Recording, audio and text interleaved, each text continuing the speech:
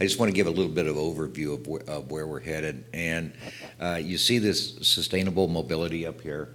And all manufacturers, all OEMs are going to have one aspect of this or another. So the phrases are going to get beat to death until it's just meaningless. But and some people really care about it, and some people aren't going to embody it, and it just becomes advertising. But for us, it means a way forward. And when I've been doing this product planning stuff for a long time now, longer than I can remember, and it used to be pretty easy. It used to be how big we're going to make the car, what's the hip room like, where do you put the wood applique, and how fast should it be.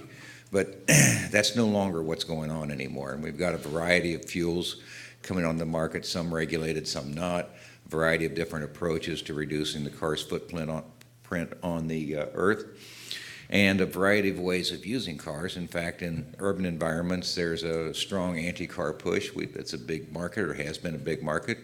And it might be in the years to come that we don't sell cars in urban environments and we provide transportation services. So we've got to worry about the products themselves, sure, because if we don't build a compelling product, nobody's going to buy it, and we're not going to make any money, and we can't come to places like this, and we're going to be in some lesser venue, probably right next to the 405 and the Marriott Courtyard. So we got to worry about that. We've got to worry about energy. You saw what energy prices did, how it rolled the markets in 2008 and then in 2009. That affected our SUVs on the upside and our Priuses on the downside, and it makes for a non-stable environment. And the environment, of course, we're going to have cap and trade. We're not going to have cap and trade. If you see what's in California, it pushes EVs. If you see what's coming out of Washington, the EV emissions from the utilities get put on the back of the car makers, so that's a push-pull on that.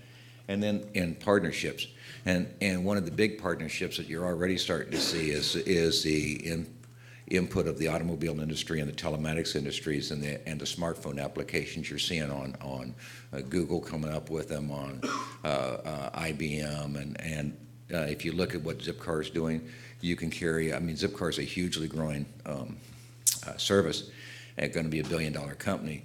And on your iPhone, you carry a Zipcar locator. It tells you where the Zipcar is. It allows you to reserve it, introduces you to the car, unlocks it. And you can go further, and you can understand how iPhone applications just carry the phone with you, get in the car, and all of a sudden the air conditioning, the radios, and everything else is personalized. And I've got a Droid, and it's got this great Google Maps nav system on it. And so you see all that kind of stuff, and you already see how you have to partner up with people to do it. So next slide, please. I'll show you some of the challenges.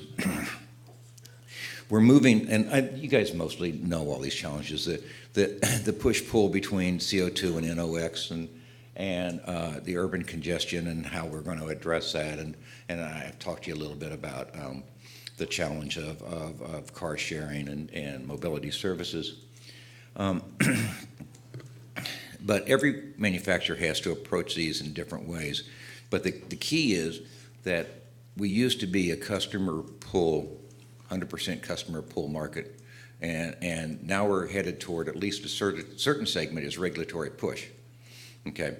So if you look at the Air Resources Board in California, we have to make a certain number of electric cars. We have to make a certain number of fuel cell cars.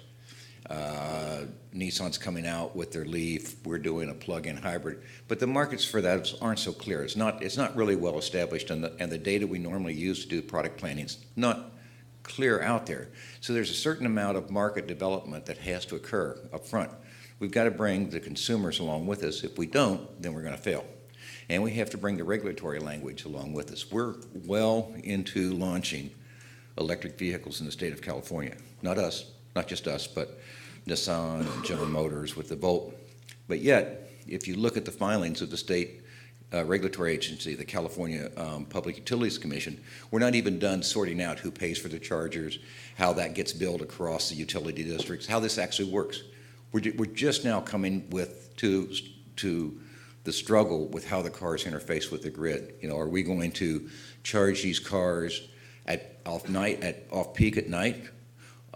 Do the customer want to do that? Does the customer want to have access to charging in the day? How all that works out? Does a Better Place model work out when essentially Better Place is co-opting Southern California Edison, for instance. Southern California Edison's a franchise monopoly. If Better Place is selling electricity within Los Angeles, that's co-opting the monopoly assigned to Southern California Edison on retail sales. Edison's already said they're adverse to that. So that kind of stuff has still got to be sorted out. And it's going to really take years for that to get sorted out. In the meantime, we have to market these cars, and we're going to market these cars. So we've got some interesting challenges ahead of it. It's not insurmountable. It's just stuff we're going to find out.